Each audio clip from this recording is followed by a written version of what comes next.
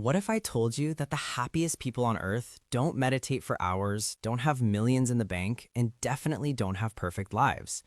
In fact, Harvard researchers tracked 724 people for 85 years to crack the happiness code, and what they found will shock you. Here's the brutal truth: we've been lied to. Society tells us happiness comes from success, money, or the perfect body. But neuroscience reveals something disturbing. Your brain is literally wired to adapt to good things. That promotion, that new car, your brain gets used to it in just 3 months. Scientists call this the hedonic treadmill. You're running, but never arriving. So if achievement doesn't work, what does? Dr. Sonia Lubomirski's groundbreaking research revealed this. 50% of happiness is genetics, something you can't control. 10% is life circumstances, money, looks, where you live. But 40%? That's your daily choices. That means you control nearly half your happiness. Let me show you how. Habit number 1, the 60-second morning ritual. Before you check your phone, do this. Close your eyes and visualize 3 things you're grateful for. Not just listing them, actually feel them. Why? UCLA neuroscientists found this activates your prefrontal cortex and reduces amygdala activity by 23%. Your brain literally rewires to seek joy instead of threats. One study showed people who did this for 21 days were 25% happier 6 months later. 60 seconds, life-changing results. Here's the secret most people miss. Your brain can't tell the difference between a real experience and a vividly imagined one.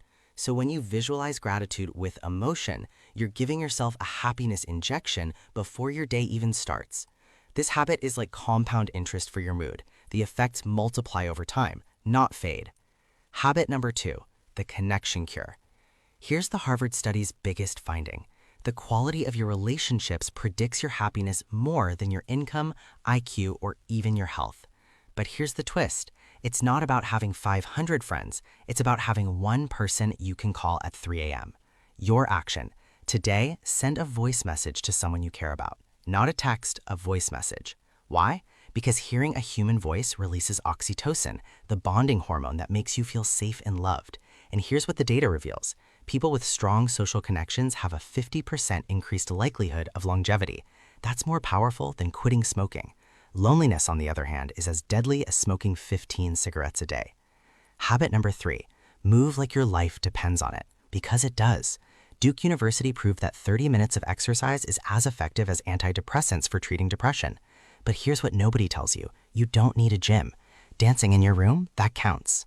Walking while listening to music, that counts. The key is this: move your body in a way that makes you smile. Why? Exercise floods your brain with endorphins, dopamine, and serotonin, the holy trinity of happiness chemicals.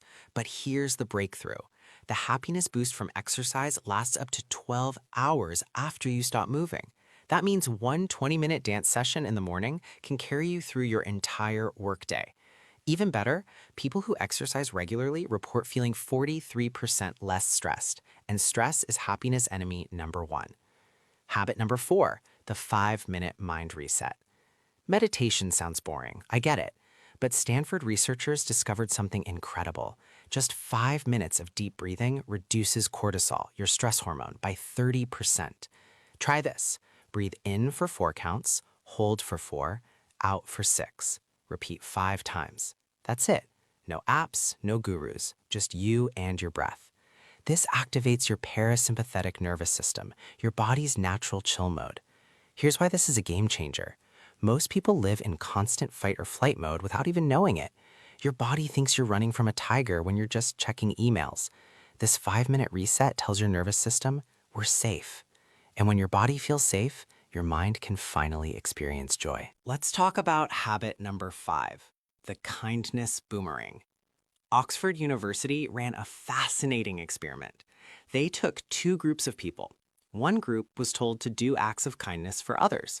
The second group, they were told to just treat themselves. The result was staggering. The kindness group reported being 40% happier. Why? It's simple neuroscience. Helping other people triggers your brain's reward center, the exact same area that lights up when you eat a piece of chocolate or win a little money. So here's your move. Do one tiny, almost insignificant act of kindness today. Pay for the coffee for the person behind you. Give a stranger a genuine compliment. Just hold the door open. Then watch what happens to your mood. The real magic here is what researchers call a helper's high. It's a rush of endorphins, a natural mood boost that can last for hours. What's even crazier? Just witnessing an act of kindness gives you a similar jolt of happiness. Okay, on to habit number 6, the learning loop.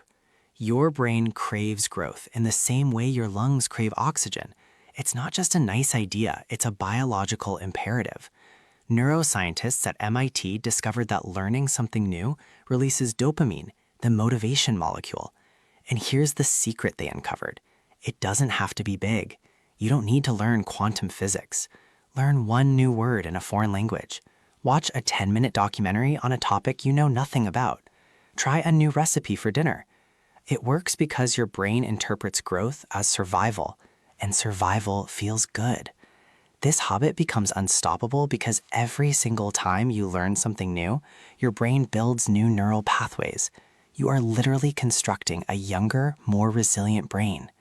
The data backs this up. Studies show people who engage in lifelong learning have a 46% lower risk of cognitive decline. Habit 7 is what I call the purpose prescription. This isn't fluffy self-help. This is hard data. Yale researchers found that people with a clear sense of purpose live on average 7 years longer, and they report 30% higher life satisfaction. But listen, purpose doesn't mean you have to go cure cancer. It's about answering one simple question. What would I do even if nobody paid me for it? Maybe for you, it's teaching your nephew how to play guitar. Maybe it's growing tomatoes on your balcony. Maybe it's just making your friends laugh. Find that thing, your thing, and do it weekly. The result is a skyrocketing of your baseline happiness. Here's the truth bomb. People with purpose wake up with direction, not dread. They have a 50% lower risk of stroke and are dramatically more resilient when life throws its inevitable punches. Purpose isn't a luxury, it's your psychological immune system. When you know your why, the how takes care of itself, and happiness becomes almost inevitable. And finally, habit number 8, the sleep secret nobody talks about. Researchers at UC Berkeley made a shocking discovery. Losing just 1 single hour of sleep reduces your happiness by 30% the next day. 30%! But here's the real game changer. It's not just about the quantity of sleep, it's about the consistency. Go to bed at the same time every night. Yes, even on weekends. Why? Because your circadian rhythm, your internal body clock, controls your serotonin production.